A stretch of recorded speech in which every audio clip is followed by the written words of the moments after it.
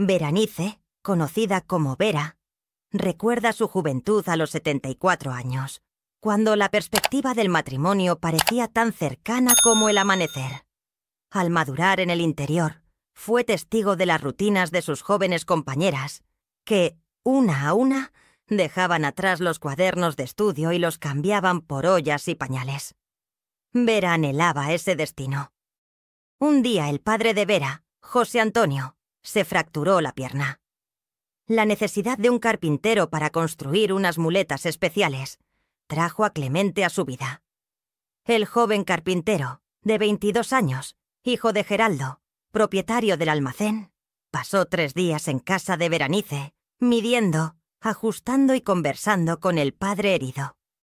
Vera, que observaba desde lejos, se sentía atraída por el joven, admirada por su concentración y por el aire imponente que emanaba. Sin embargo, la presencia de Clemente no fue bien recibida por José Antonio, que consideraba a Vera demasiado joven para tener relaciones amorosas. Su madre, Dolores, argumentó que Clemente era un chico de familia y un buen partido. El noviazgo, como era costumbre en aquella época, se desarrollaba bajo la mirada de los padres y hermanos, lo que creaba un ambiente de supervisión constante. Las citas tenían lugar bajo la atenta mirada de sus familiares, por lo que los momentos de intimidad eran limitados. Los domingos solían dar paseos por la plaza, cogidos del brazo, pero sin tocarse las manos.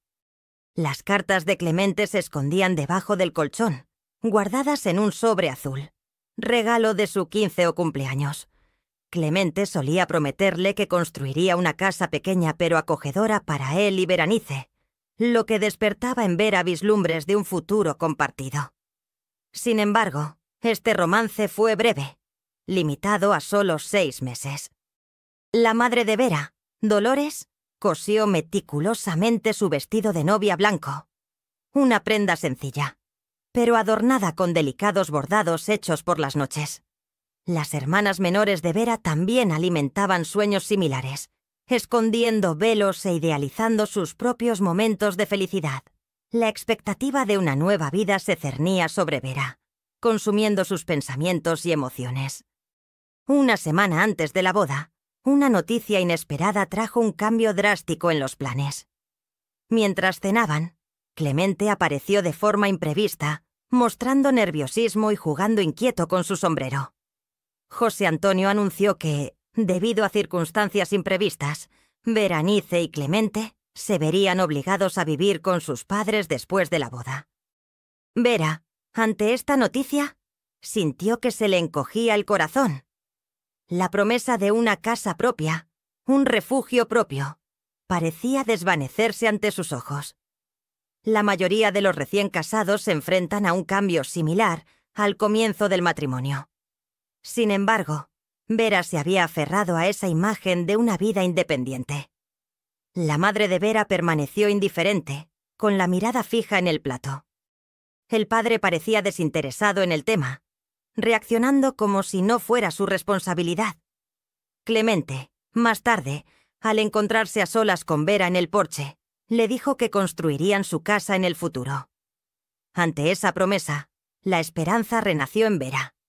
Su juventud y pasión la hicieron creer en todo lo que Clemente le decía. La boda, celebrada en la pequeña iglesia del pueblo, estuvo rodeada de un ambiente de alegría y celebración, marcado por un brindis con arroz a la salida y una fiesta en el salón parroquial. El momento fue descrito como un evento agradable para todos los presentes. A pesar de la emoción, Vera apenas recordaba los detalles. Solo la sensación de nerviosismo y el intenso perfume de las flores, el peso del anillo en su dedo y las lágrimas de su madre al abrazarla. Luego vino la luna de miel. Un cuñado, propietario de una encantadora casa en la montaña, cerca de una exuberante cascada, nos la prestó durante 3 días. ¡Cuántos momentos inolvidables fueron aquellos! Por primera vez, disfrutamos de total privacidad, libres de obligaciones y rutinas.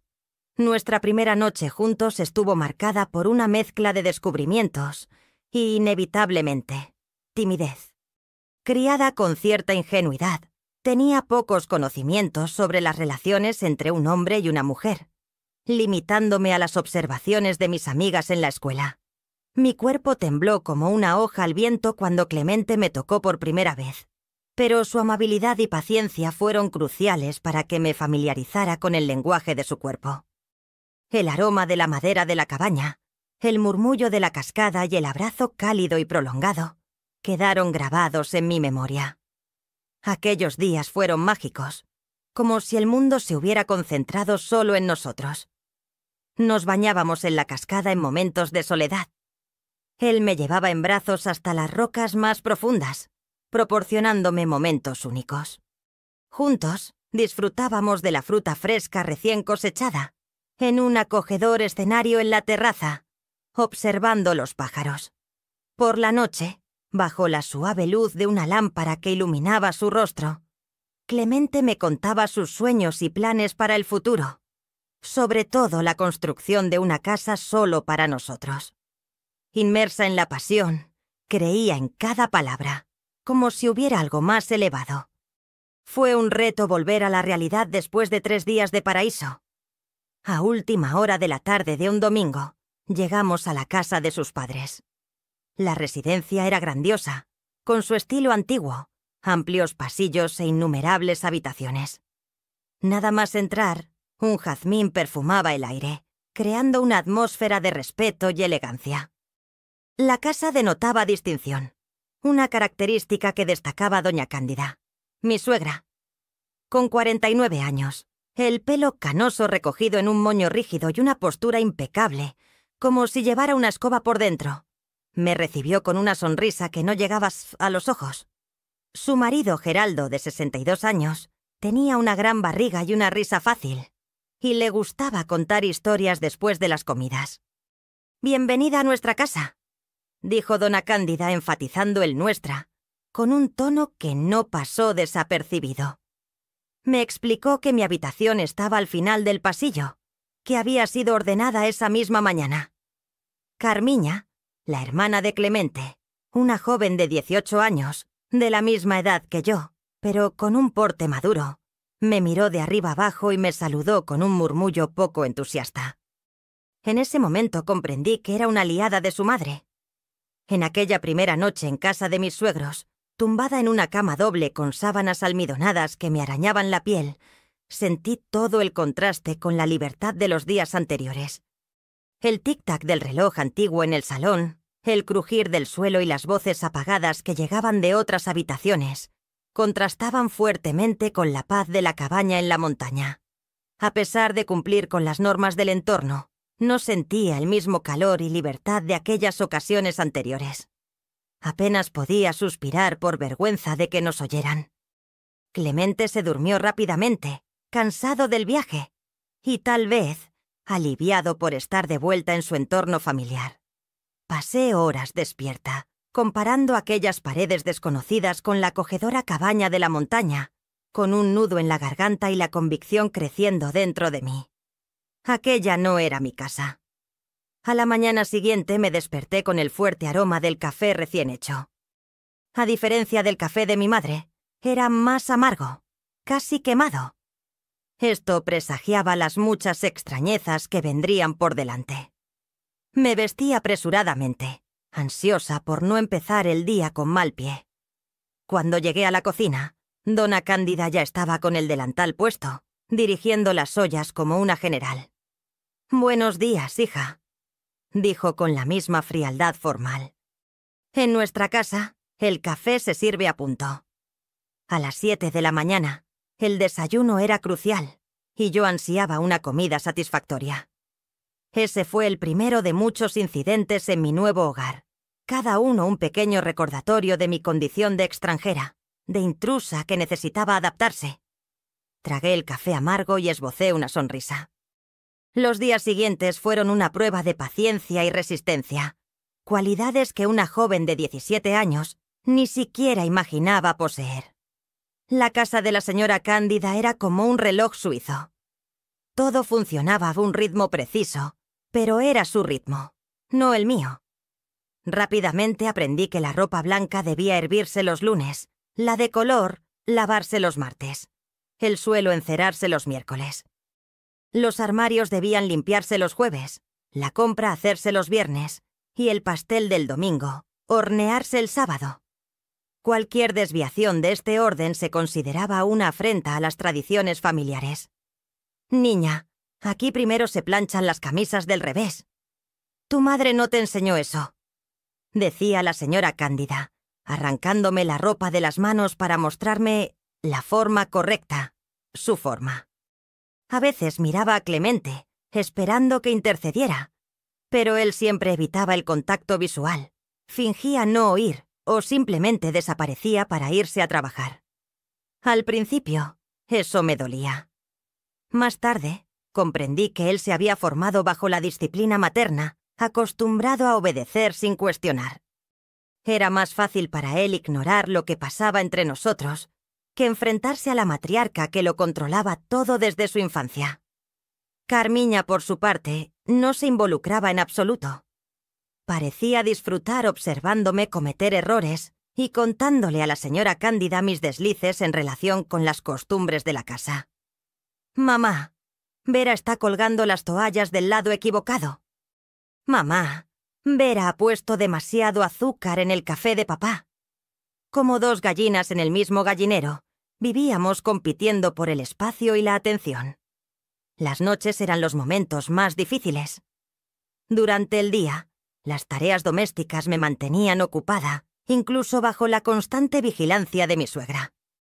Sin embargo, al atardecer, cuando todos se retiraban, yo me refugiaba en esa cama extraña y las lágrimas caían sin pedir permiso. Lloraba en silencio, con la cara hacia la pared, para que Clemente no me viera. Él siempre se dormía rápido.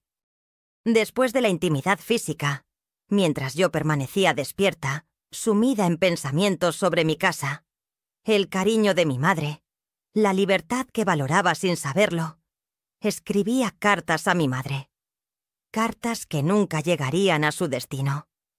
En el papel expresaba todo lo que no podía decir en voz alta. Las pequeñas humillaciones, la soledad, el miedo a no adaptarme nunca.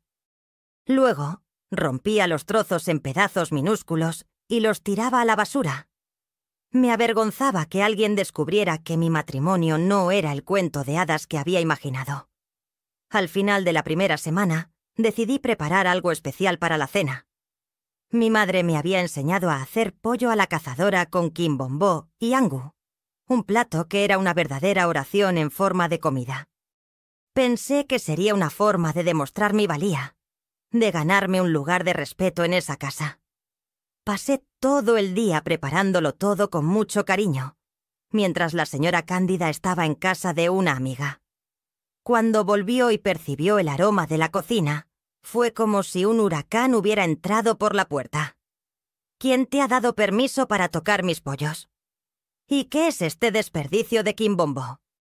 En mi casa, el quimbombó se guarda para el almuerzo del domingo. Solo quería hacer algo diferente, señora Cándida. Intenté explicarle, pero mi voz se fue apagando ante su autoridad. Una furia creciente se apoderó de la mujer que tenía delante. Una sensación extraña. Llevo 30 años preparando las comidas para esta familia y ahora aparece una jovencita, recién salida de la infancia, para enseñarme a cocinar.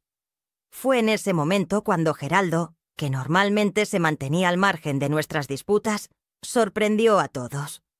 «Por el amor de Dios, mujer, deja que la niña cocine. Ese aroma me está haciendo la boca agua», exclamó.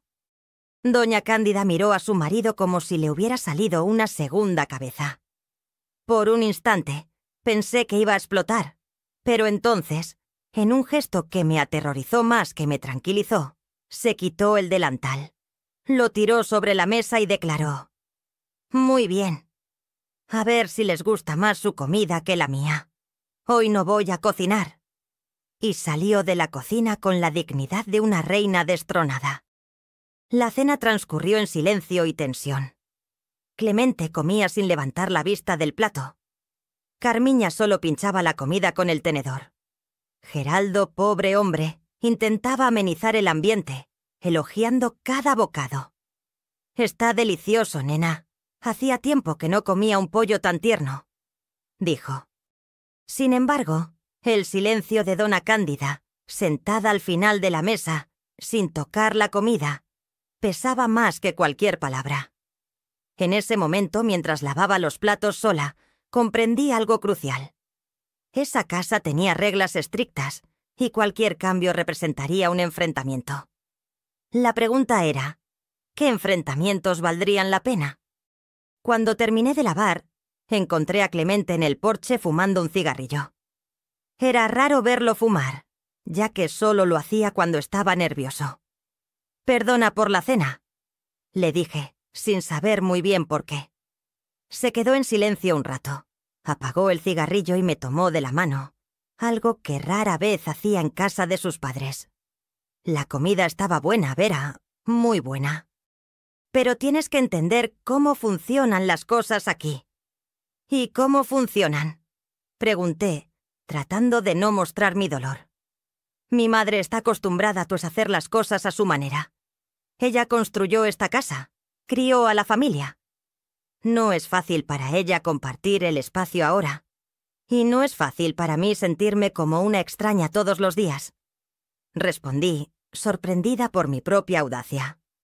Me apretó la mano con más fuerza y miró al cielo estrellado. «Las cosas mejorarán, Vera. Dale tiempo al tiempo. Algún día tendremos nuestra casa a nuestra manera. Te lo prometo». Deseaba creerlo. Dios sabe cuánto lo deseaba. Sin embargo, algo dentro de mí me decía que esa promesa era como el horizonte. Siempre parecía estar al alcance, pero cuando se acercaba, se alejaba en la misma proporción. A la mañana siguiente me levanté antes que todos. Preparé el café como le gustaba a Dona Cándida, recién hecho y bien fuerte. Puse la mesa con el pan del día anterior, cortado en rebanadas finas, como ella siempre hacía. Cuando entró en la cocina y vio todo listo, se detuvo un momento, mirándome como si estuviera evaluando una tela para comprar. «Buenos días, Dona Cándida», dije, tratando de parecer natural. «He hecho café». Ella examinó la mesa, tomó una taza, probó el café y sin sonreír, pero tampoco con la hostilidad del día anterior, dijo: «El café está bueno, pero la próxima vez pon menos café molido. Así gastas menos y rinde más». No era un cumplido, ni una aceptación total, pero era un comienzo. Y en ese momento supe que sobreviviría allí. No sería fácil, ni bonito, pero encontraría la manera. Después de casi un mes viviendo en esa casa, mis suegros y mi familia finalmente vinieron a visitarme. Era domingo, el día en que la señora Cándida permitía las visitas después de la misa. Recuerdo ver a mi madre y a mi padre llegar por el camino del jardín, seguidos por mis hermanos menores. Mi corazón casi se me sale del pecho de tanta nostalgia. «Trajimos pastel de maíz», dijo mi madre, entregándole un paquete aún caliente a Dona Cándida. «Es la receta de mi madre, que en paz descanse». Dona Cándida recibió el regalo con esa misma sonrisa contenida que solía poner en todas las ocasiones. «Muy amable, Dona Dolores. Aquí solemos hacerlo con hierba dulce, pero probaremos a su manera». Mi padre, hombre de pocas palabras, estrechó la mano de su Geraldo, y enseguida los dos estaban sentados en el porche charlando sobre el tiempo y las cosechas. Mis hermanos, al principio, se mostraron tímidos, como si no supieran muy bien dónde encajar en aquella casa tan formal. Carmiña, sorprendentemente, fue amable con ellos. Quizá porque eran más pequeños, quizá porque no representaban una amenaza para su territorio. No lo sé. Me quedé observando mientras le enseñaba el patio a mi hermana pequeña. El momento más difícil fue cuando mi madre me llevó a un rincón y me preguntó en voz baja: «¿Estás bien, hija? ¿Eres feliz?». Quería tanto poder decirle la verdad y contarle las noches llorando, las críticas constantes, la soledad. Pero la miré y no me atreví. ¿Qué derecho tenía yo a cargarle mis penas a ella, que ya llevaba tantas? Me estoy adaptando, mamá. Clemente es bueno conmigo. No era mentira. Es bueno a su manera. Pero no era lo suficientemente fuerte como para protegerme de su madre. Pero eso no se lo diría. Si necesitas algo, hija mía, solo tienes que mandarme un mensaje. La casa de tu madre siempre estará abierta. Esas palabras, saber que tenía un lugar al que volver si algo salía mal, me dieron más fuerza de la que ella podía imaginar. El resto de la visita pasó muy rápido. Sé que mi madre se dio cuenta de cosas que no dije, pero ella tiene ese don. Lo vi en sus ojos cuando se despidió. Estaba preocupada, pero también vio orgullo, porque en aquella época una mujer casada tenía que aguantar lo que viniera. Así era. La separación era una palabra prohibida en una familia decente. Cuando se marcharon, me quedé en la puerta, mirando hasta que la última señal desapareció en la curva del camino. Sentí una presencia detrás de mí y me volví, esperando ver a Clemente. Era Dona Cándida. «Tu madre parece buena persona», me dijo en un tono que aún no le había oído. «Lo es», respondí simplemente. El pastel estaba bueno, diferente, pero bueno. Fue casi un milagro escuchar eso por un instante, único y breve. Sentí que tal vez algún día podríamos entendernos.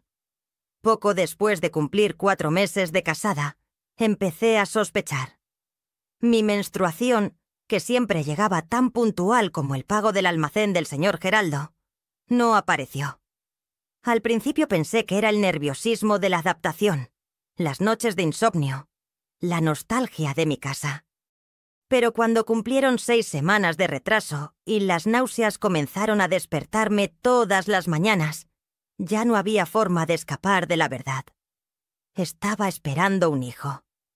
En aquella época, estar embarazada era, a la vez, una bendición y una carga. Una bendición porque tener un hijo era lo que se esperaba de toda mujer casada. Era casi una obligación. Una prueba de que el matrimonio funcionaba. Una carga porque nos convertíamos en una especie de territorio público, donde todo el mundo creía que podía dar opiniones. Tocar.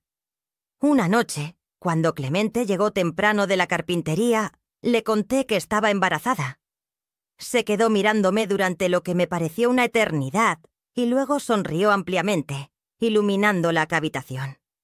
«¿Estás segura, Vera?», me preguntó. «Sí», respondí. «Es el 2º mes que no me viene y tengo náuseas constantes». Se arrodilló frente a mí, con la cabeza apoyada en mi vientre, aún liso como siempre. Sentí sus lágrimas mojar mi vestido y por un instante pensé que todo estaría bien, que ese bebé nos uniría de una manera que ni siquiera la señora Cándida podría separar. «Voy a ser padre», susurró. «Para ti y para él. Voy a ser padre». Acordamos contárselo a sus padres durante la cena. Clemente pensaba que yo debía dar la noticia, que era mi derecho, pero yo estaba muy nerviosa. Le pedí que lo hiciera él. Fue uno de los pocos momentos en los que vi a Clemente enfrentarse a su madre, con los ojos brillantes de una felicidad que ni siquiera ella podía empañar. «Mamá, papá, Vera está esperando un hijo. Vamos a tener un bebé», anunció Clemente. Su Geraldo vino a ti a abrazarme, con los ojos llorosos, al igual que los de su hijo. Carmiña soltó un grito de entusiasmo. La perspectiva de ser tía pareció suavizar un poco la situación, pero la reacción de doña Cándida quedó grabada en mi memoria. No sonrió, no me abrazó. Solo se enderezó en la silla, se ajustó el mantel y dijo con su voz implacable: «Ya era hora. Ahora tendremos que cuidar bien este embarazo. Estas chicas de hoy en día no saben lo que es llevar un hijo como es debido». Así comenzó el acoso. De repente me convertí en un jarrón precioso, pero un jarrón sin poder elegir dónde colocarse ni qué flores llevar. Doña Cándida tomó el control de mi embarazo, como si el bebé fuera suyo y no mío. «No, hija, no puedes comer eso. Es malo para el bebé. No puedes levantar peso. Vas a perder al niño. No puedes salir al aire libre. Te resfriarás. No puedes dormir boca abajo. Le harás daño al bebé. No puedes tomar café. El niño nacerá nervioso. Era una lista interminable de «no puedes» que me mareaba.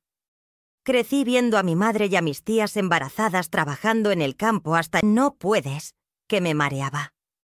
Crecí viendo a mi madre y a mis tías embarazadas trabajando en el campo hasta el parto, sin todas esas restricciones. En casa de la señora Cándida, el embarazo era casi una enfermedad que necesitaba un curandero las 24 horas del día. Lo peor eran las infusiones. Parecía tener una infusión diferente cada día, con olores a hierbas que nunca había visto antes. Tómatelo todo, niña. Este es para formar los huesos del bebé. Este es para que no te salgan estrías. Este es para que el parto sea rápido. Era necesario beberlo todo para no ofenderla, y porque, en el fondo, quería creer que solo quería lo mejor para su nieto.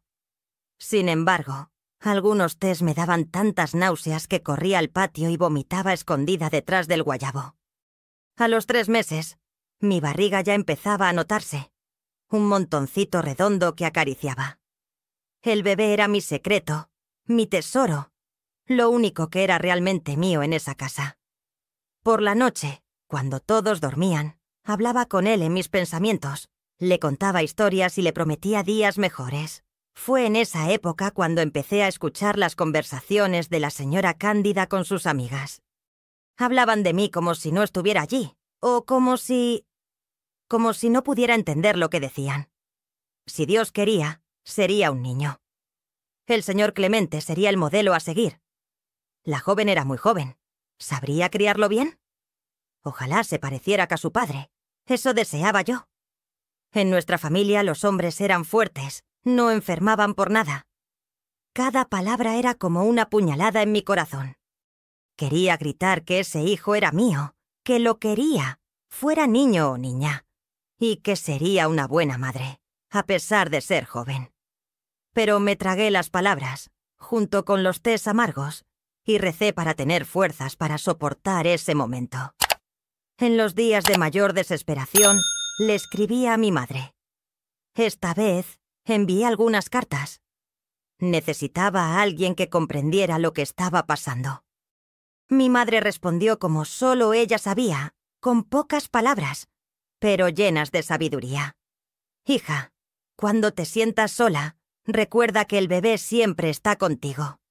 Es una compañía que nadie te puede quitar. Y en cuanto a los consejos de tu suegra, hazlo todo con respeto. Da las gracias y luego haz lo que te dicte tu corazón de madre. Dios da instinto a las madres, no a las suegras. Cuando cumplí 5 meses, ocurrió algo que cambió la dinámica de la casa. El señor Antonio, el barbero, que también era una especie de curandero local, se sintió mal mientras cortaba el pelo a alguien. La gente decía que había sido un derrame. Una de esas enfermedades que dejan a la persona torcida de un lado. Como no había médico en el pequeño pueblo y el hospital más cercano estaba a horas de distancia, la noticia corrió rápidamente. Necesitaban ayuda para cuidar al viejo barbero. Doña Cándida, con toda su experiencia en tés y rezos, fue llamada para ayudar. De repente empezó a salir todos los días después del almuerzo y solo regresaba a la hora de la cena. Esas horas sin ella en casa eran como unas vacaciones para mí. Podía respirar, ser yo misma, cuidar de mi embarazo a mi manera. Fue en esos momentos de libertad cuando me acerqué a Carmiña. Sin su madre cerca, era casi otra persona, menos amargada, más dispuesta a hablar. Un día, mientras doblaba sábanas en el tendedero, vino a ayudarme, algo que nunca había hecho antes. ¿Has pensado en el nombre?, me preguntó. Y por primera vez, parecía genuinamente interesada. Si es niña, me gustaría llamarla Catarina. Me parece un nombre precioso. Si es niño, quizá Olavo, como tu abuelo y Clemente. Olavo es bonito. Ella estuvo de acuerdo. Pero mamá querrá que se llame Clemente. Hijo. comentaba esos días con la comadre. Pensé para mis adentros. Era lo único que me faltaba. Hasta el nombre quería elegirlo ella.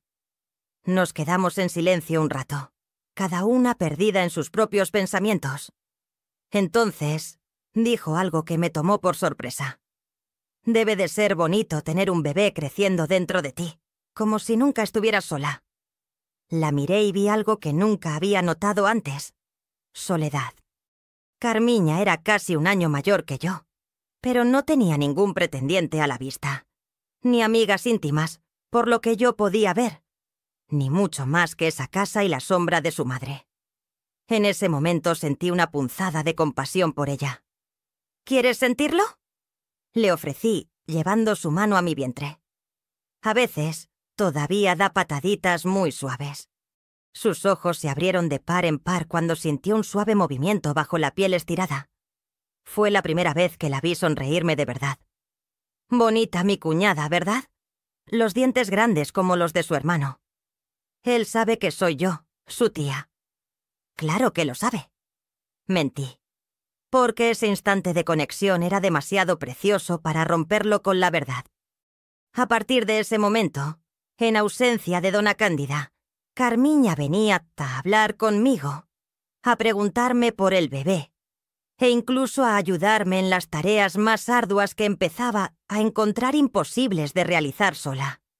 Fue un alivio inesperado tener una aliada en esa casa, aunque esa alianza fuera frágil y solo existiera en los momentos en que la matriarca estaba ausente. A principios de enero comenzaron los dolores. Eran pinchazos que aparecían y desaparecían. Estaba barriendo el patio cuando sentí un apretón intenso que me hizo soltar la escoba en el suelo. Carmiña fue la primera en verme encorvada, con la mano sobre el vientre.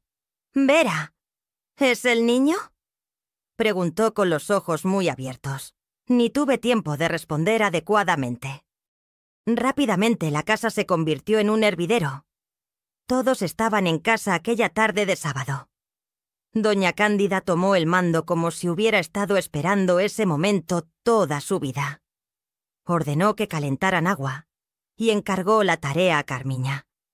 Mandó a Geraldo a llamar a la comadre Juraci para que ayudara, y a Clemente, su marido, simplemente le ordenó que se quedara en la sala y rezara. El pobre Clemente, pálido como la cera de una vela, ni siquiera se quejó. Me llevaron a nuestra habitación y allí comenzó la lucha.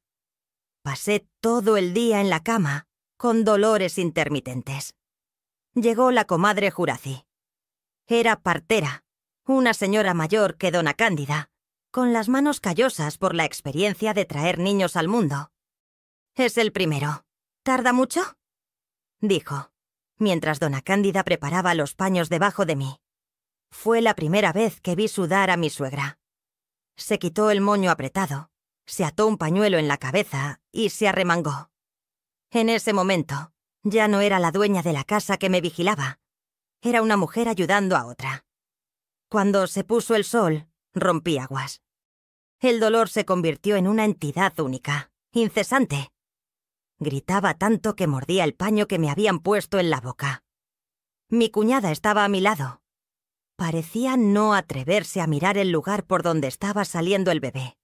Su expresión, imagino, era tan difícil de soportar como la mía.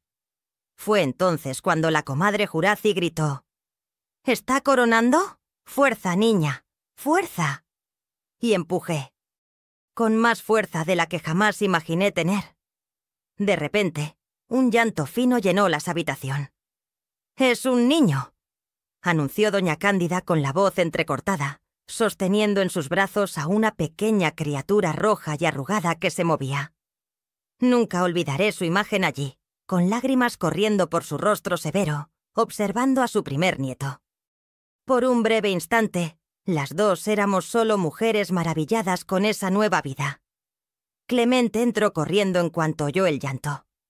Parecía un niño grande, sin saber dónde poner las manos, con los ojos brillantes de emoción. Dona Cándida lavó al bebé, lo envolvió en un pañuelo blanco que ella misma había bordado y me lo puso en los brazos. tan pequeño y perfecto. Los deditos finos, las uñas largas y el pelo negro y mojado, igual que el de su padre. Miré al ser que tenía en brazos y sentí algo extraño en el pecho, un amor que ni siquiera sabía que existía. «¿Cómo vas a llamar al Clementiño?», preguntó doña Cándida mientras arreglaba las sábanas de la cama. Sorprendida, levanté la vista hacia ella. Ya tenía el nombre perfecto en mente. El nombre que mi marido y yo habíamos acordado en secreto, en el silencio de nuestra habitación. «Olavo», respondí en voz baja, mirando a mi hijo. «Olavo, me gusta mucho ese nombre».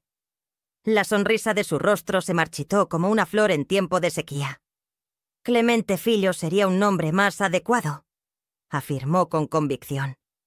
«Es tradición ponerle el nombre del padre al primer hijo varón». En ese instante miré a Clemente, esperando su apoyo. Él se quedó dividido entre su madre y su esposa, sin saber por qué lado inclinarse. Tras un largo silencio, dijo: «Mamá, ya lo habíamos decidido. Se llamará Olavo». A doña Cándida le tembló el mentón, pero no dijo nada más. Salió de la habitación con paso firme, dejando un aire frío en el ambiente. La comadrona Shurach fingió no haber visto nada, ocupada en recoger los paños sucios. Clemente, después de admirar un poco más a su hijo, anunció que llevaría la noticia a mi familia. «Iré a casa de tus padres, Vera. Necesitan saber que son la voz de la familia». Sentí que se me calentaba el corazón al saber que, aunque estaba cansado, haría ese camino solo para avisar a mi gente. Olavo dormía en mi pecho, sin saber del alboroto que había causado su nombre. Al día siguiente, oí voces animadas que se acercaban. Eran mi madre, mi padre y mis hermanos, todos juntos para conocer al nuevo miembro de la familia. Mi madre entró en la habitación con los ojos llenos de lágrimas. «Hija mía, soy abuela», dijo, abrazándome con cuidado para no hacer daño al pequeño. «Déjame ver esta bendición de Dios». Al poner a Olavo en sus brazos, vi las manos que me criaron ahora sosteniendo a mi hijo. Mi padre se quedó en la puerta, secándose una lágrima oculta con la manga de la camisa. Luego tomó a su nieto en brazos. Le hablábamos, pero apenas respondía. Creo que estaba a punto de llorar y se avergonzaba. Mis hermanos se estiraban para ver a su sobrino. «Es igualito a Clemente», dijo mi madre, examinando el carita del bebé. «Pero tiene la nariz de nuestra familia», añadió mi padre, orgulloso. Doña Cándida apareció en la puerta, un poco incómoda. Mi madre, siempre más diplomática que yo, se levantó y fue a abrazarla. «Comadre, ahora somos la voz del mismo niño», dijo mi madre, con su delicadeza habitual. «Que Dios bendiga a nuestro nieto». Percibí una pequeña sonrisa en el rostro de doña Cándida, que rápidamente volvió a adoptar su postura habitual. Ofreció café a todos e invitó a pasar al salón. Más tarde, cuando nos quedamos solas en la habitación, mi madre se acercó y me dijo en voz baja: «¿Cómo van las cosas, hija mía? ¿Te tratan bien?». Tenía tantas ganas de desahogarme, de contarte las dificultades, los test que me sentaban mal, las críticas constantes. Pero miré a mi bebé dormido y solo respondí: «Aguanto, mamá. Cada día es un día». Ella entendió lo que no dije. Tomó mis manos entre las suyas. «Cuando termines el reposo, trae al niño a casa para pasear, porque no vienes mucho. Te extraño mucho, hija mía». Bajé la mirada, sin saber cómo contarlo, pero mi madre se merecía saberlo. La señora Cándida siempre dice que el lugar de una mujer casada es en casa de su marido. «Mamá, ahora mi familia es la de Clemente». Ella frunce el ceño cuando le digo que voy a visitaros. Mi madre apretó los labios, conteniendo lo que quería decir. «Eso es cosa del pasado, Vera. La familia es la familia. Cuando nos casamos, las dos familias se unen. Voy a hablar con tu padre. Algún domingo iremos a buscarlos para que almuercen con nosotros en casa». Eso me alegró el corazón. Aunque no pudiera resolverlo todo, Saber que mi madre entendía por lo que estaba pasando ya era un alivio. Tras la marcha de mi familia, la rutina volvió. Pero los días posteriores al parto fueron difíciles.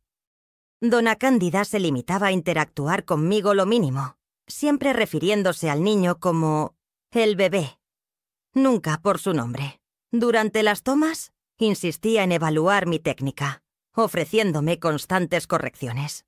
En aquella época, dejábamos que el bebé mamara hasta que se quedara dormido, sin interrumpirlo. Yo reprimía cualquier respuesta. El bebé era mío, pero la casa era de ella. Para empeorar las cosas, a finales de mes, Clemente llegó a casa más temprano, con expresión abatida. «¿Qué ha pasado, hombre?», le pregunté con el corazón encogido. «Han despedido a 6 empleados de la carpintería», respondió sin mirarme a los ojos. La falta de pedidos no ha permitido mantener a todos. Un peso me ahogó el estómago. Sin trabajo, ¿cómo íbamos a seguir adelante? ¿Cómo íbamos a salir de allí algún día? Clemente se sentó en el borde de la cama, con la cabeza gacha. «Mañana mismo buscaré trabajo, aunque sea con el corazón encogido». Intenté animarlo. «Todo saldrá bien. Eres bueno en lo que haces. Pronto aparecerá otro trabajo». Pero en mi interior sabía que sería difícil. En aquella época, un hombre sin trabajo era como una planta sin agua, marchitándose de vergüenza con el paso de los días. ¿Y la liquidación? ¿Cuánto tiempo trabajaste allí? Te habrán dado algo. Le dije en voz baja, para que Dona Cándida no oyera desde la cocina. Clemente se acercó y me susurró al oído. «Sí, me dieron un buen dinero. Pero no se lo digas a mamá». Guardé todo en el banco, lejos de su vista. Seguíamos ahorrando. Quién sabe, quizá algún día compraríamos nuestra casa. Una pequeña sonrisa iluminó mi rostro. Estaba cambiando poco a poco, dándose cuenta de que no podíamos seguir en ese lugar. Pero la sonrisa desapareció rápidamente al ver a doña Cándida en la puerta. «Mañana mismo buscaré trabajo», dijo Clemente en voz alta. «Quizás en la ciudad haya más oportunidades». Aunque me sentía aliviada por haber compartido el secreto, intenté parecer preocupada. «Todo saldrá bien. Eres bueno en lo que haces. Pronto encontrarás otro trabajo». Al enterarse de la noticia, doña Cándida reaccionó como si ya lo esperara. «Puedes quedarte aquí todo el tiempo que necesites, hijo mío. En casa de una madre siempre hay sitio». En ese momento sentí una pequeña llama de esperanza, desconocida para ella. Un tesoro guardado. Un sueño. Nuestra propia casa. Olavo y yo seguíamos bajo sus órdenes, mientras Clemente salía todos los días en busca de trabajo, volviendo cada vez más abatido. Fue en esa época cuando Carmiña empezó a salir con un chico de la ciudad vecina, hijo del dueño de la farmacia. De repente, Dona Cándida tenía otra preocupación. «Carmiña, ¿ese vestido no es adecuado para recibir visitas?». O «Carmiña, vamos a hacer un pastel para que lo pruebe Augusto».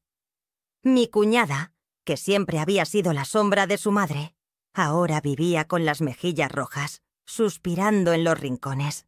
Con la atención de mi suegra centrada en su hija, pude respirar un poco. Empecé a crear mi propio ritmo con Olavo. Teníamos nuestros momentos, nuestras canciones, nuestra forma de hacer las cosas, y el niño crecía guapo. A los 5 meses, ya se sentaba solo y reía a carcajadas al ver llegar a su padre. Una tarde de domingo, mientras tendía la ropa en el patio con Olavo jugando en una cesta, Carmiña vino a ayudarme. Estaba diferente, más mujer, menos niña. «Creo que Augusto va a pedirte que te cases pronto», me dijo en secreto. «Ya ha hablado con 4007». Carmiña expresó gran entusiasmo por Clemente. Su afecto era evidente. Se alegró de la distancia de la farmacia, evitando convivir con su suegra. Las dos, cómplices, compartían un sentimiento secreto. La llegada de Clemente, con un porte más seguro y confiado, fue una sorpresa. Su abrazo, algo inusual, revelaba un cambio significativo. Vera, la protagonista, consiguió un trabajo en la carpintería de Joaquim, en la ciudad vecina. El sueldo era mejor y las perspectivas de crecimiento prometedoras. Sin embargo, el miedo a la distancia la asustaba. Clemente, sin embargo, la tranquilizó diciéndole que el viaje diario en autobús o transporte compartido sería factible. La posibilidad de tener pronto un hogar propio, cerca del lugar de trabajo, encendió una llama de esperanza. Sin embargo, las innumerables decepciones anteriores y los sueños rotos alimentaban las dudas. La perseverancia y el ascenso profesional de Clemente, que se ganó la confianza de su jefe, trajeron estabilidad financiera. Empezaron a ahorrar, casi sin que se diera cuenta su suegra, doña Cándida, dedicada a los preparativos de la boda de Carmiña. 10 meses después del nacimiento de Olavo, Clemente regresó con una noticia transformadora. Había alquilado una casita amarilla, cerca de la plaza y del trabajo. La decisión, entre la alegría y la inseguridad, suscitó dudas sobre la capacidad de mantener un hogar propio, con la incertidumbre del empleo. Sin embargo, el orgullo y la esperanza en la mirada de Clemente fueron suficientes para que Vera no arruinara el momento, abrazándolo con fuerza, inundada de alegría y esperanza renovada. Sin embargo, la revelación a la señora Cándida fue más difícil de lo esperado. Al enterarse de la nueva residencia, la señora Cándida expresó su desconfianza en la capacidad de la pareja para mantenerse. Clemente defendió el lugar, cercano al trabajo, justificando el ahorro en transporte. La responsabilidad familiar era el motor de sus decisiones. La postura asertiva de Clemente sorprendió incluso a su padre, quien, por primera vez, animó la iniciativa de la joven familia. El apoyo del suegro contribuyó a fortalecer la relación. La mudanza tuvo lugar un domingo, con pocos bienes, ropa, platos y la cama de matrimonio que les había regalado la suegra, y la cama del hijo, fruto del trabajo de Clemente. La casita, pequeña, con un dormitorio, salón, cocina, baño y un patio, representaba un hogar. Vera, por fin, tenía espacio para definir el ambiente como ella quería. Por primera vez, tenía autonomía para organizar su tiempo, criar a su hijo y expresar su alegría con Clemente, sin críticas. La nueva vivienda simbolizaba la conquista de un futuro más seguro. Era como si hubiera vivido años encerrada en un vestido ajustado y de repente pudiera respirar profundamente. El primer día, estábamos tan agotados por la mudanza que nos acostamos y dormimos como troncos. Sin embargo, al día siguiente, después de que Olavo se durmió, se me ocurrió una idea y empecé a desfilar en camisón por la casa, sintiéndome dueña de mí misma. 44-46. No había otra opción. Clemente no me perdonó mi ausencia. Me abrazó allí mismo, en nuestro salón, ambos sin aliento por el deseo que sentíamos el uno por el otro, después de tanto tiempo temiendo las críticas de los vecinos. Cuando terminó, aún sonreía de lado. Si hubiera sabido que sería así, habría alquilado esta casa antes. 45-10.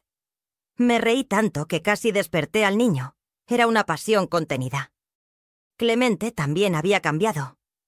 Lejos de su madre, se había vuelto más decidido. Un hombre. Trabajaba duro, llegaba cansado, pero siempre con una sonrisa en la cara al verme esperándolo en la puerta. Sin embargo, el miedo no me abandonaba. ¿Y si también perdía ese trabajo? ¿Y si teníamos que volver a la casa de dona Cándida, avergonzados? La idea me provocaba un nudo en el estómago. 45-40. Fue una tarde, mientras arreglaba una camisa de Clemente, cuando se me ocurrió una idea. Siempre me había gustado coser. Lo aprendí de mi madre desde pequeña.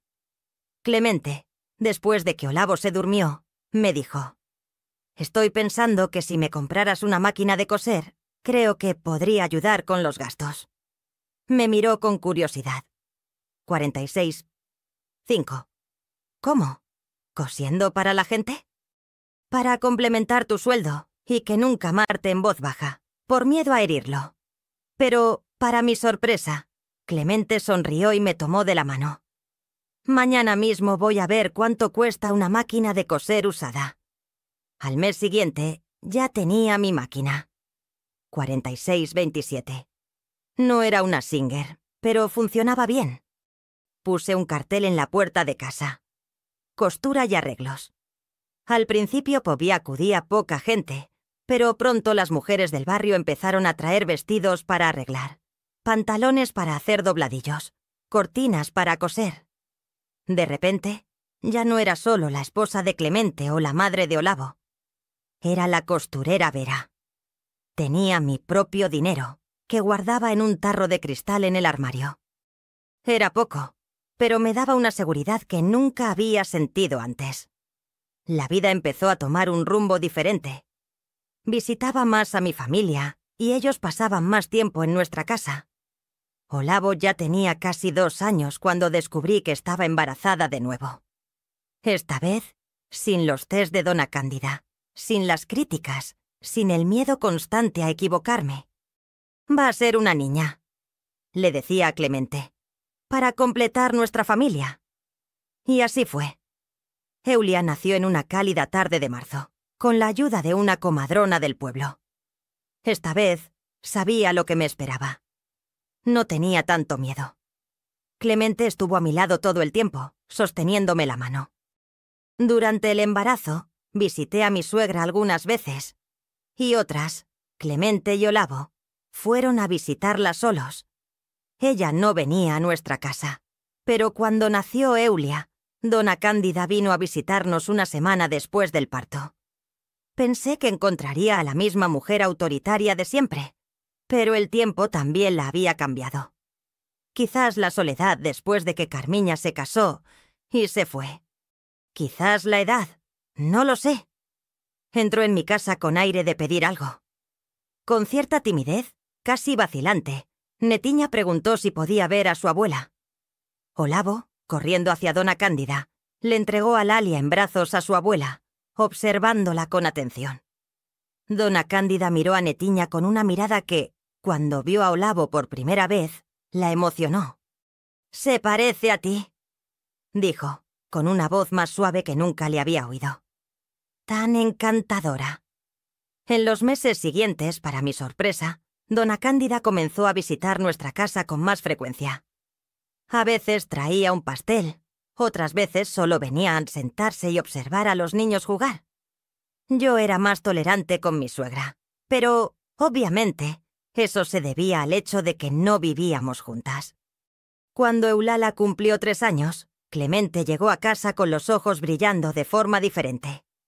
«Vera, ¿te acuerdas de ese terreno cerca del campo de fútbol? ¿El que vendía el señor Jorge?» «Sí, me acuerdo», respondí sin entender a dónde quería llegar. «Pasé por allí hoy.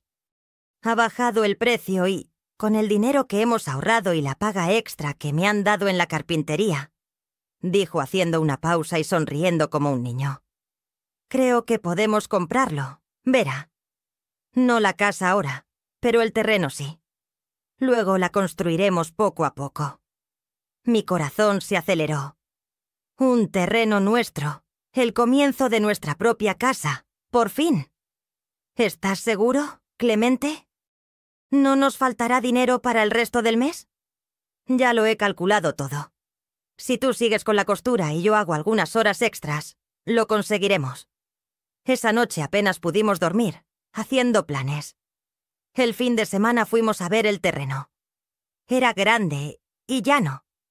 Firmamos los papeles con una sonrisa de oreja a oreja. En los meses siguientes juntamos cada centavo. Ahorramos en todo. Incluso corté el pelo a los niños en casa. Construir la casa fue otra historia. Empezamos por lo básico. Una habitación grande que serviría de salón y dormitorio, más un baño y una pequeña cocina.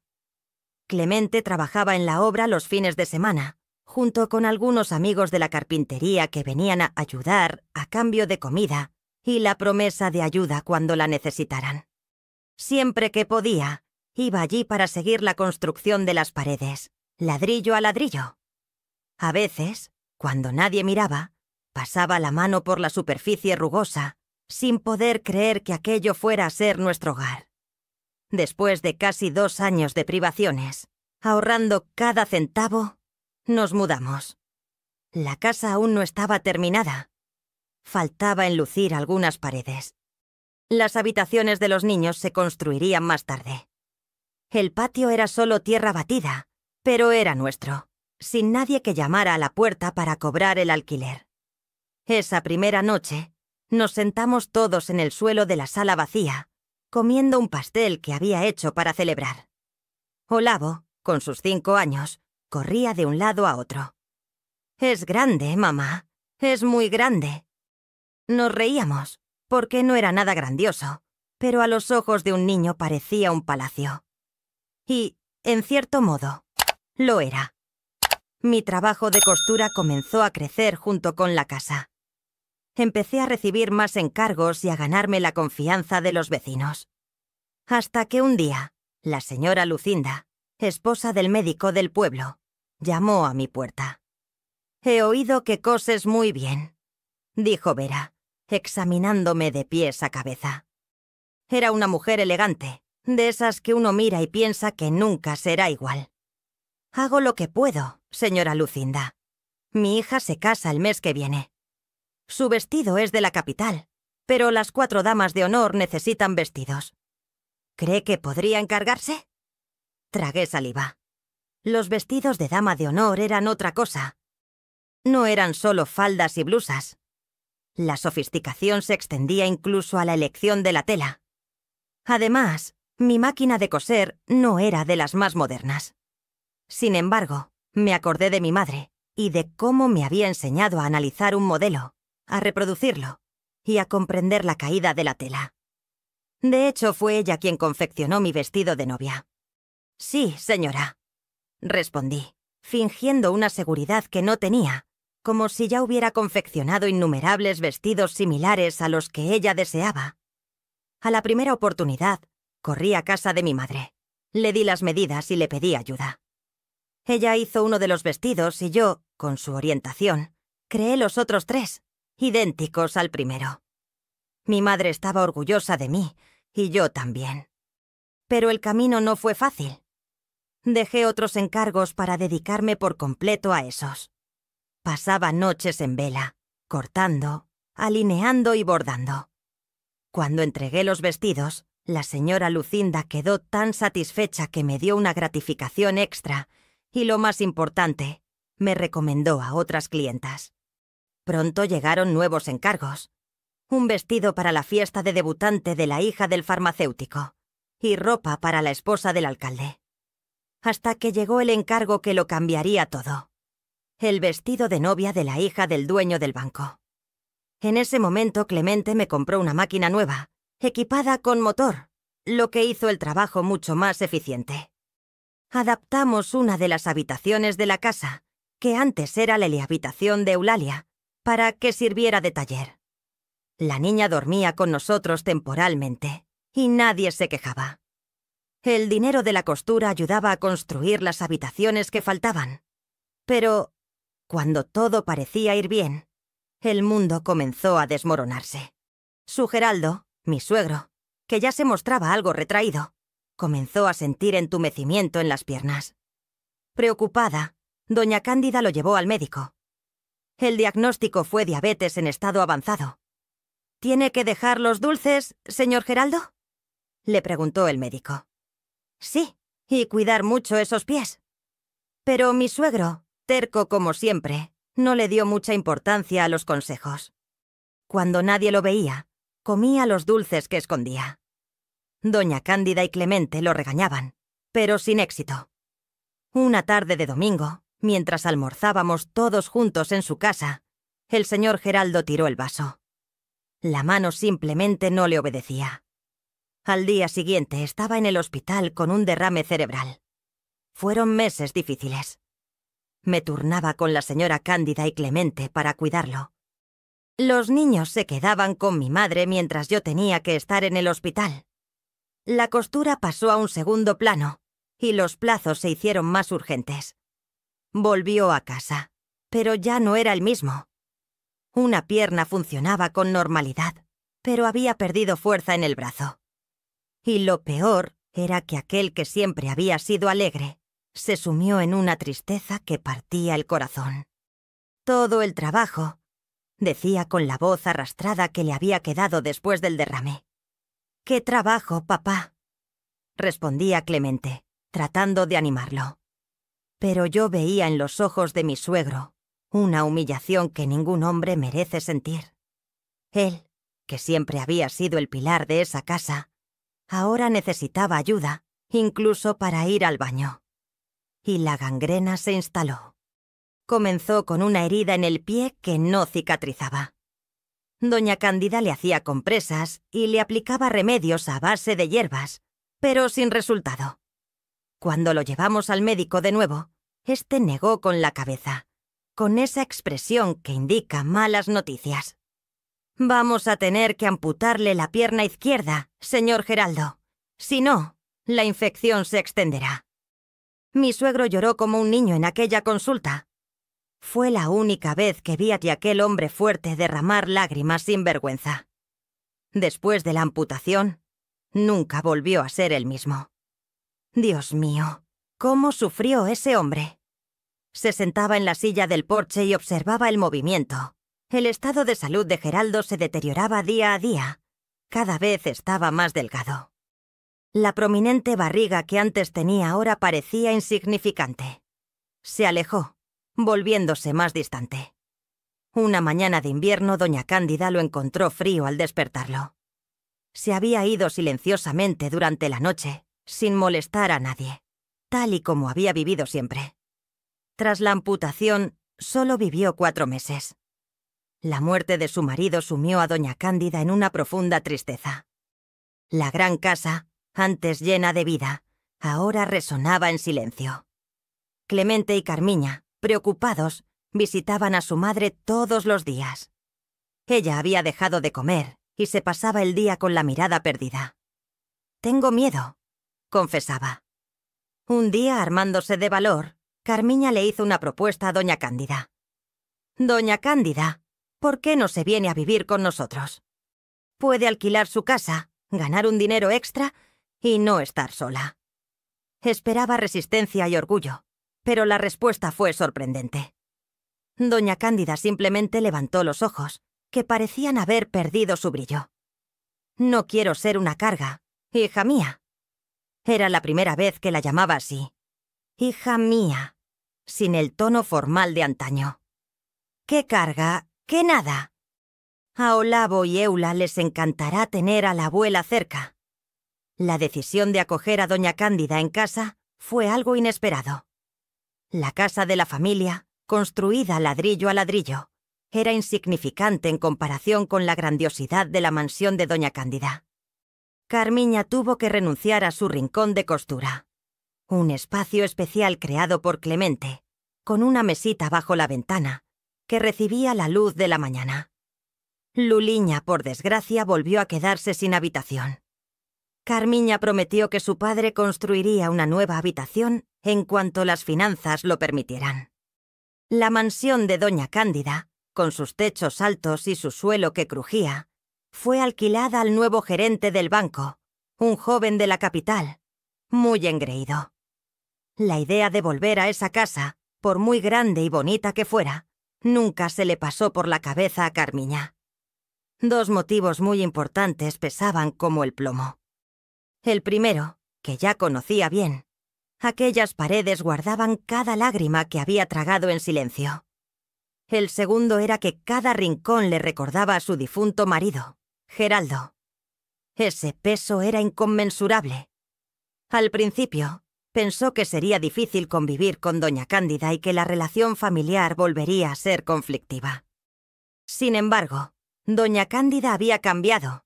Se había vuelto más suave, tranquila y con una paciencia infinita con sus nietos, algo que nunca había demostrado con su propio hijo. Todos los días le pedían: «Abuela, cuéntanos un cuento».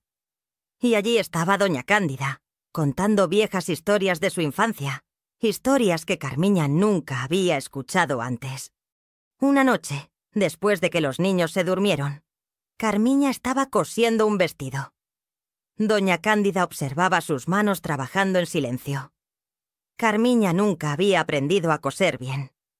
Doña Cándida recordó: mi madre intentó enseñarme, pero yo no tenía paciencia. Y después de casarme, mi suegra pensaba que yo no hacía nada bien. Así que lo dejé.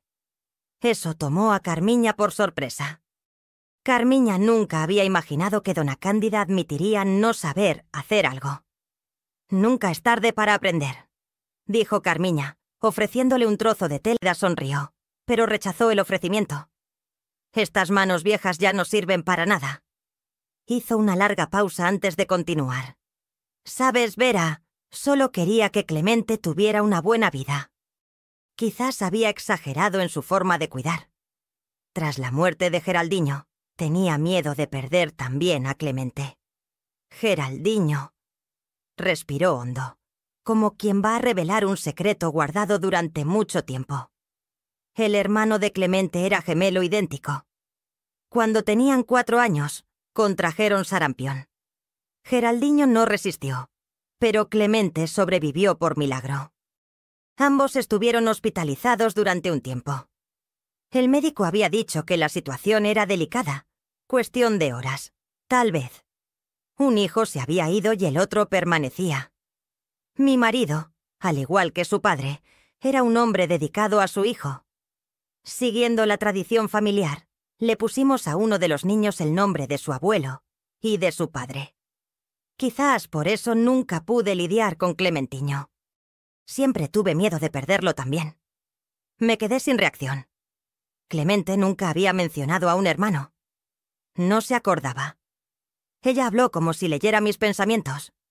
Era muy pequeño, y nunca hablamos de eso. Era algo demasiado doloroso. Siempre intenté controlarlo todo. Después de lo ocurrido, el miedo a perder al hijo que me quedaba me consumió, y acabé ahogándolo con mis preocupaciones. Esa noche comprendí a doña Cándida como nunca antes. Me emocioné, porque nunca hubiera imaginado que me confiaría el secreto que solo compartía con su marido. No era solo una suegra difícil, sino una madre marcada por el dolor de perder a un hijo, que buscaba proteger al otro de la única manera que sabía. También entendí el motivo de su insistencia en que su hijo se llamara Clemente. Cuando nació, ella ansiaba mantener viva la tradición familiar rota por la muerte de Geraldiño. Esa noche, le conté a Clemente sobre el hermano que no recordaba. Él se quedó en silencio durante un largo rato. Luego, con la voz entrecortada, preguntó: ¿será por eso que a veces sueño que estoy hablando conmigo mismo? A la mañana siguiente, entré en su habitación llevándole el café. Era la primera vez que lo hacía por voluntad propia, no por obligación. ¿Ha dormido bien?, le pregunté, colocando la taza en la mesita. Ella me miró sorprendida, como si no entendiera ese gesto. ¿He dormido? Sí, gracias, Vera. Quedamos en un silencio extraño, cargado de cosas no dichas. Entonces, me armé de valor. ¿Tiene alguna foto de él? ¿De Geraldiño? Sus ojos se llenaron de lágrimas al instante. Pensé que había dicho algo malo, que se cerraría como una ostra. Pero, para mi sorpresa, se levantó y se acercó a la maleta que había traído, la misma que permanecía medio escondida debajo de la cama. «Solo tengo 2», dijo, rebuscando en el fondo de la maleta, y sacó una caja. En aquella época, había pocas fotografías. Esta fue tomada cuando eran bebés, un mes antes de la tragedia. Me entregó un pequeño retrato, un poco amarillento. 2 niños idénticos, con trajes de marinero, mirando seriamente a la cámara. Si no fuera por la pequeña marca de nacimiento en el cuello de Clemente, sería imposible distinguirlos. Eran tan parecidos que a veces incluso yo los confundía. Ella sonrió tristemente. Geraldiño era más travieso, más juguetón. Clemente siempre fue más tranquilo, pero con su propia personalidad.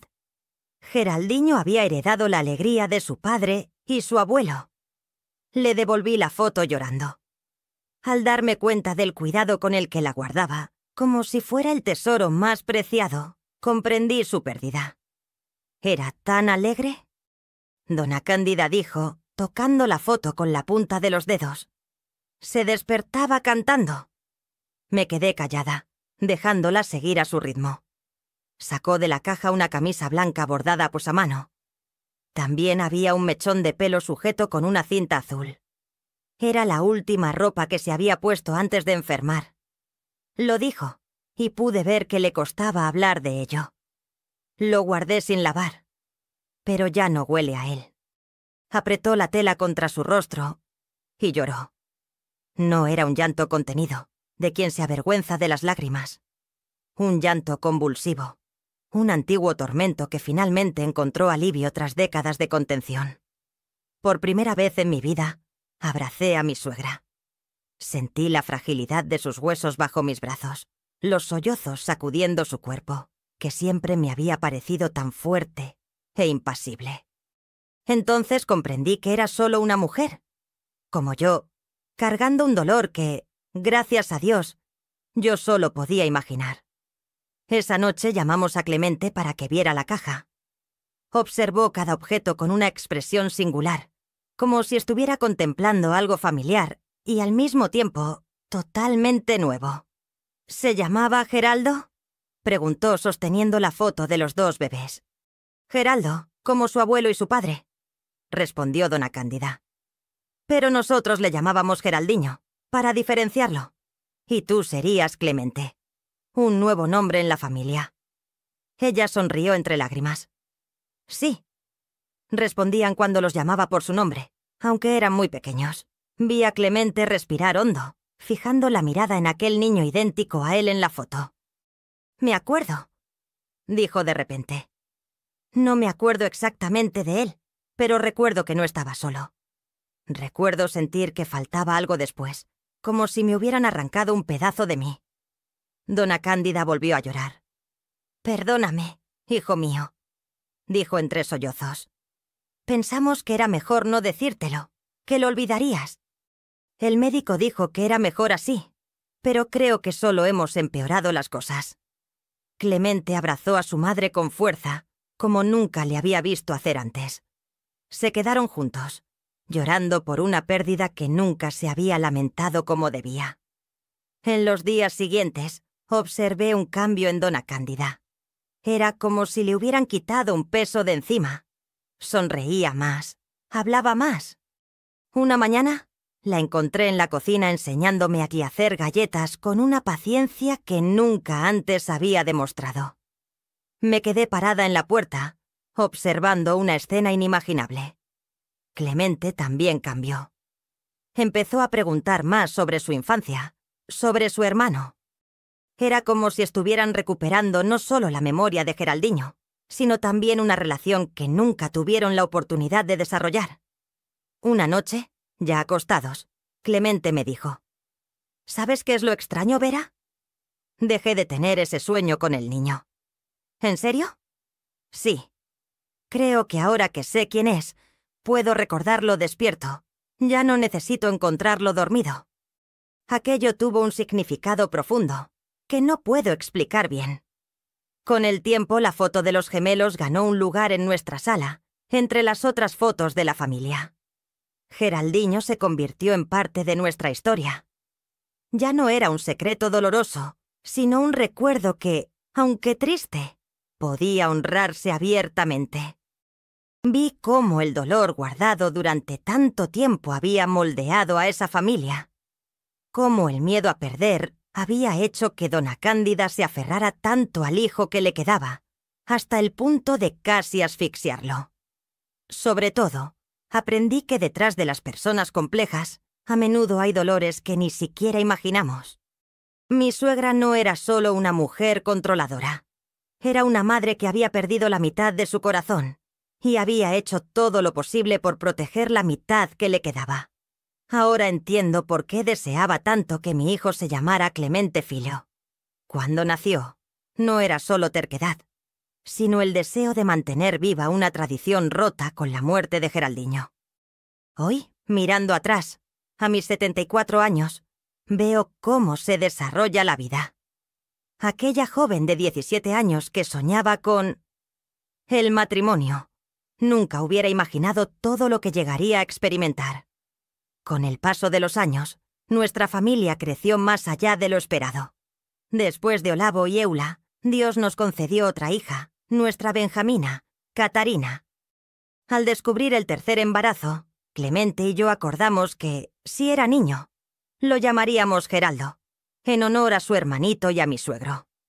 Sin embargo, Dios decidió otra cosa, y otra niña llegó para alegrar nuestro hogar. Elegí el nombre de Catarina, porque había una niña en mi escuela que era encantadora, y el nombre le quedaba perfecto. Olavo se casó con Luía y tuvieron 3 hijos. Eulalia, siempre más independiente, tardó más en casarse. Cuando finalmente se casó a los 26 años, ella y Paulo nos regalaron 2 nietos más. Mi Catarina, sin embargo, fue la que más me sorprendió. Tuvo 4 hijos, incluyendo un par de gemelas, Elena y Cecilia, en su último parto. Al ver a las 2 bebés idénticas, Dona Cándida lloró copiosamente. «Mira, Vera, Dios también te ha concedido gemelas», exclamó, sosteniéndolas en sus temblorosos brazos. Ese momento representó, estoy segura, una cura para ella. Dona Cándida vivió con nosotros durante casi 3 décadas. Después de superar la pérdida de su marido y abrir su corazón sobre Geraldinho, se transformó. Sus nietos la adoraban. Conoció a sus bisnietos y demostró una paciencia que nunca había mostrado con sus propios hijos. Falleció a los 86 años. Clemente y yo vimos crecer a nuestros hijos, formar sus familias y nuestra casa volver a llenarse de voces infantiles. Mi taller de costura se convirtió en un negocio exitoso. Llegué a tener 3 ayudantes. Cosí tantos vestidos de novia que perdí la cuenta. Clemente también prosperó en su carpintería, creando muebles que se convirtieron en marcas registradas en la región. Con la llegada de los bisnietos, experimenté la alegría única de ser bisabuela. Hoy ya son 9. Cuando todos se reúnen en Navidad o en los cumpleaños, nuestra casa, la que construimos ladrillo a ladrillo, se queda pequeña, pero nuestro corazón se expande. Mi compañero está aquí, pero refunfuña. ¿Ven? Y así termino esta historia, no con un punto final, sino con 3 puntos suspensivos, porque mientras haya alguien para contar las historias de los que vinieron antes, nadie se va realmente. Y espero que, cuando llegue mi hora, Dios me reciba con los brazos abiertos, porque vivo solo para complacerlo. Hija mía, no te olvides de echar un vistazo al librito de recetas sin tés de las abuelas, para innumerables males, que el personal del canal ha preparado con tanto cariño para vosotros. Son recetas maravillosas para ti y toda tu familia. Hay tés para el dolor de estómago, la gripe, para calmarse, para dormir mejor. Todo natural, tal y como lo hacían nuestros antepasados. El equipo ha trabajado sin descanso para reunir todas estas recetas, ilustrar las hierbas y explicar detalladamente sus beneficios y cómo prepararlas, como si fuera la propia abuela quien te lo estuviera leyendo. Al comprarlo, además de tener acceso a este valioso conocimiento, también apoyas al canal. Para conocerlas, solo tienes que hacer clic en el primer enlace fijado, justo en el primer comentario. Que Dios te bendiga a ti y a tu familia.